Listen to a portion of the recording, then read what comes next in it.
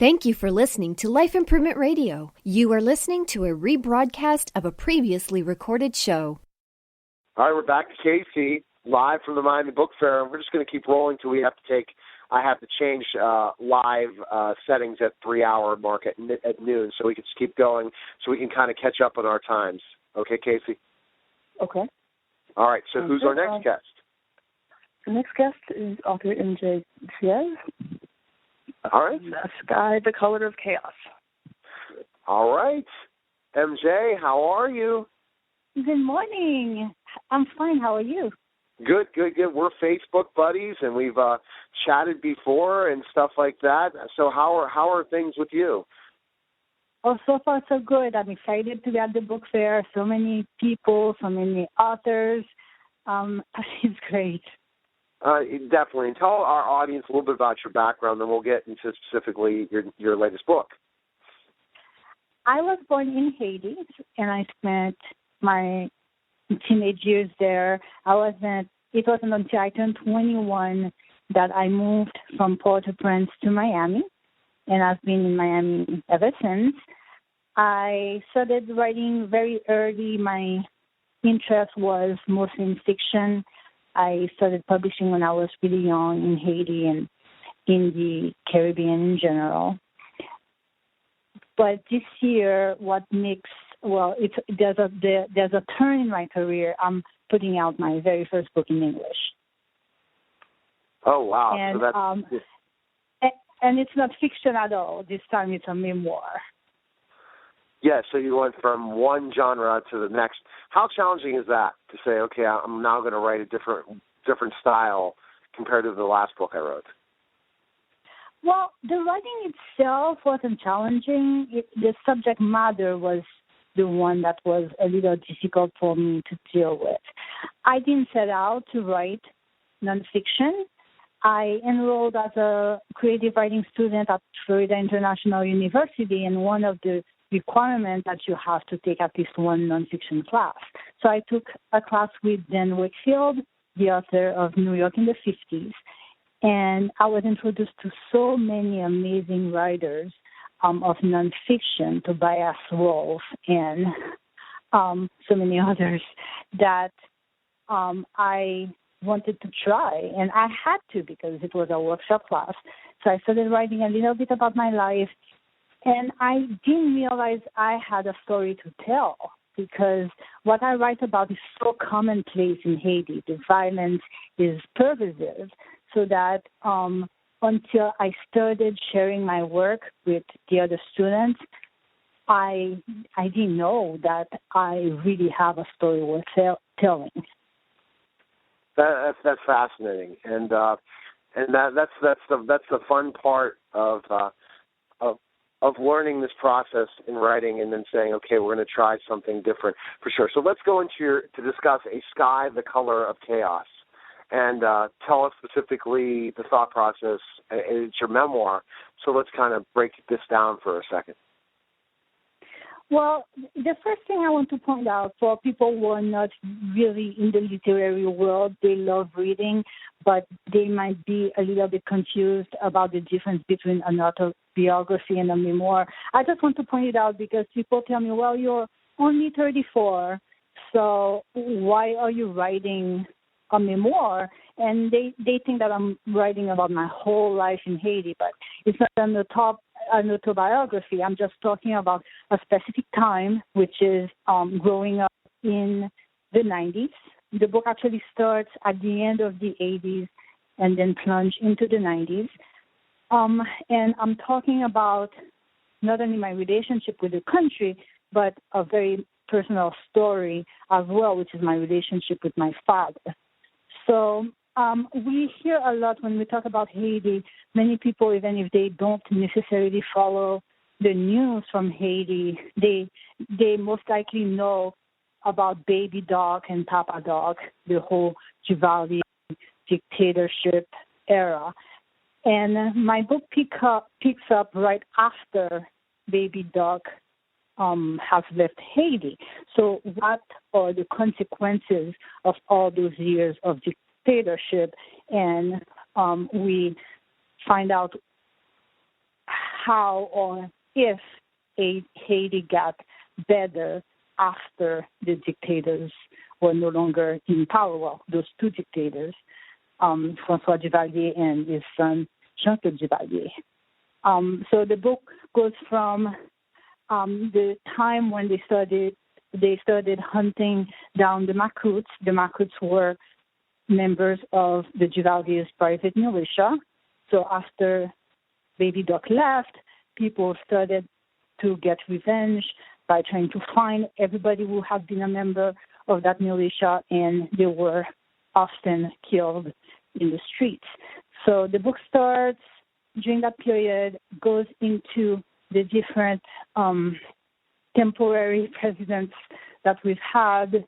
It talks a lot about the time when Aristide came to be in power, the president priest, and the embargo when Aristide was forced out of the country after a coup, and basically the country was being punished because of the coup. Very interesting, MJ, when you talk about, living under a dictatorship. And when you said, I love the fact you talked about, well, how can you write a memoir at this age? Well, because it's such an interesting time in history, that's first of all. And to talk about things that lots of people don't know about what happened in the Haitis in the 1990s. So living under a dictatorship, explain to people how different it is in the United States. Give us that comparison. I think it's so important because we don't understand how lucky we are every day to have freedom and rights.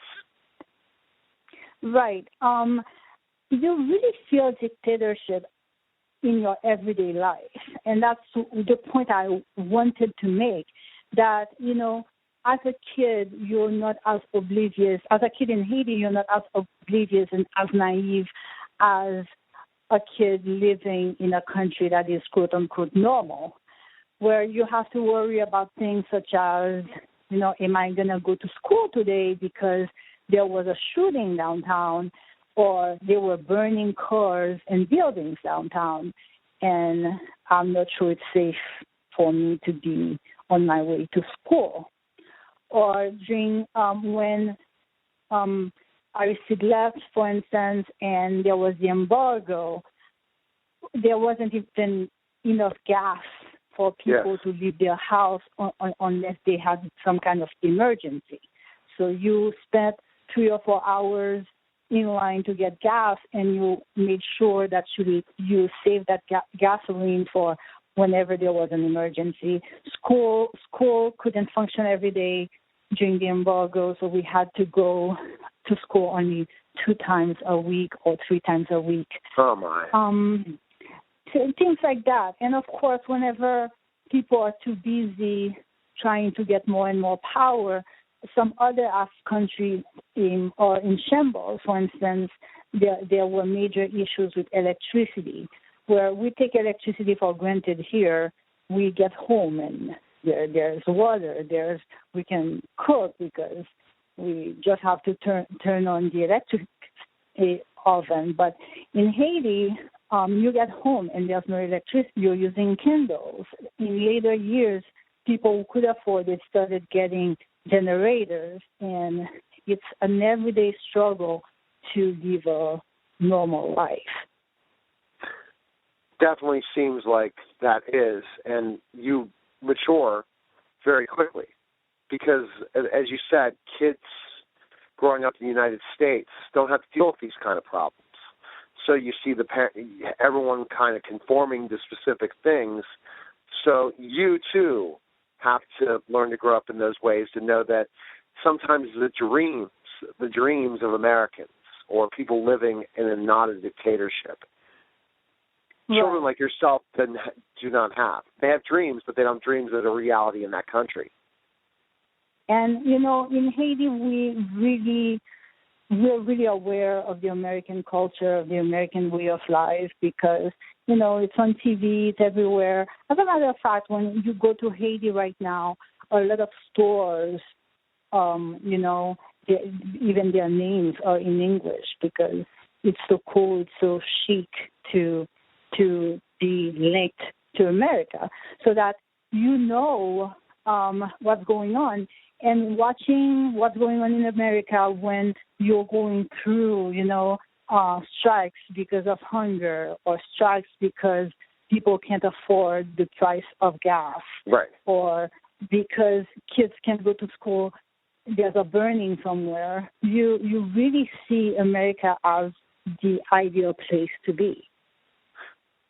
And that's why everyone wants to be here. It's too bad, MJ, that America is such a great place in certain aspects. That why is it that we can't have countries modeled like the United States? Everyone wants to come here, and yet we have people in our country that don't want everyone in here, and it's because of poverty and different things that are going on, and the thought process. Why can't the world, and we have such a different perspective.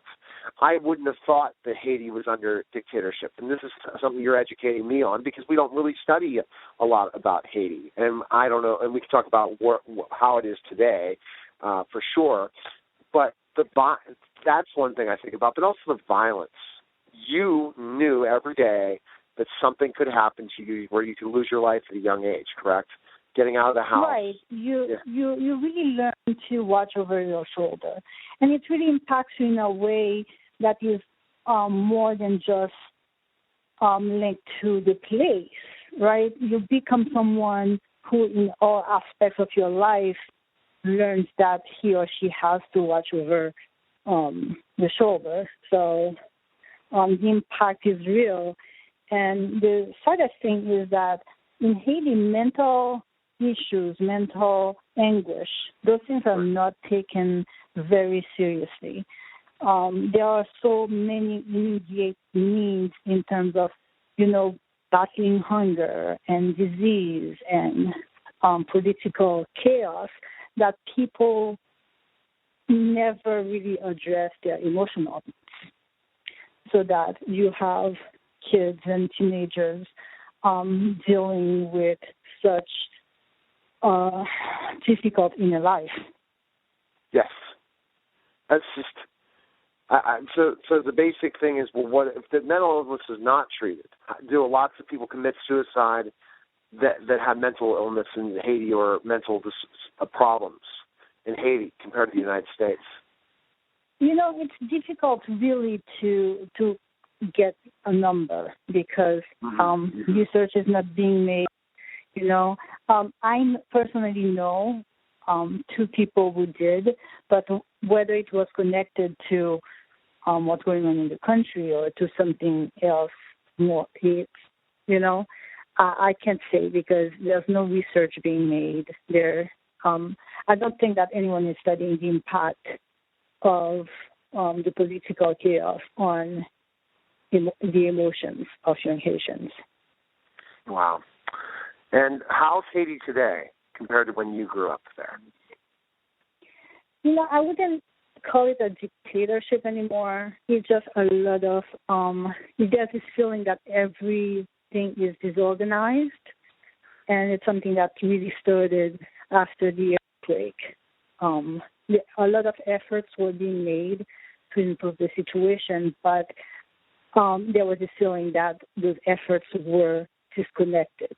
So a group is doing this, a group is doing that, but there's no dialogue between them, so that we're not sure what exactly is being done.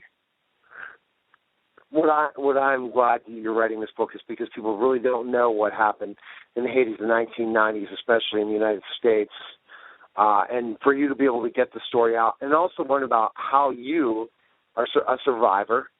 And you went and developed interest and when you could have just been like a lot of people, not constantly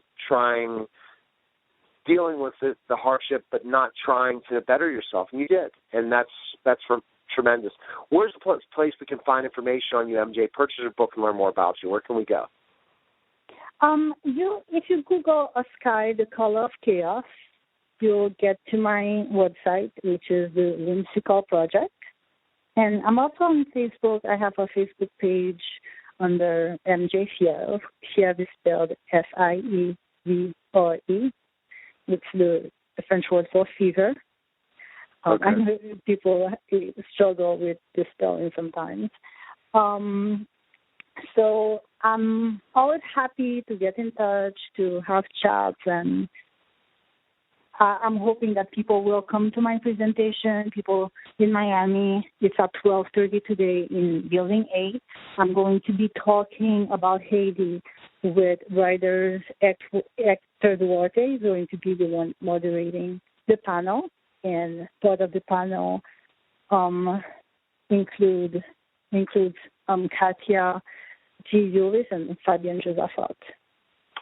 Well, MJ, thanks for calling. Best of luck to you, and thanks for coming on the show.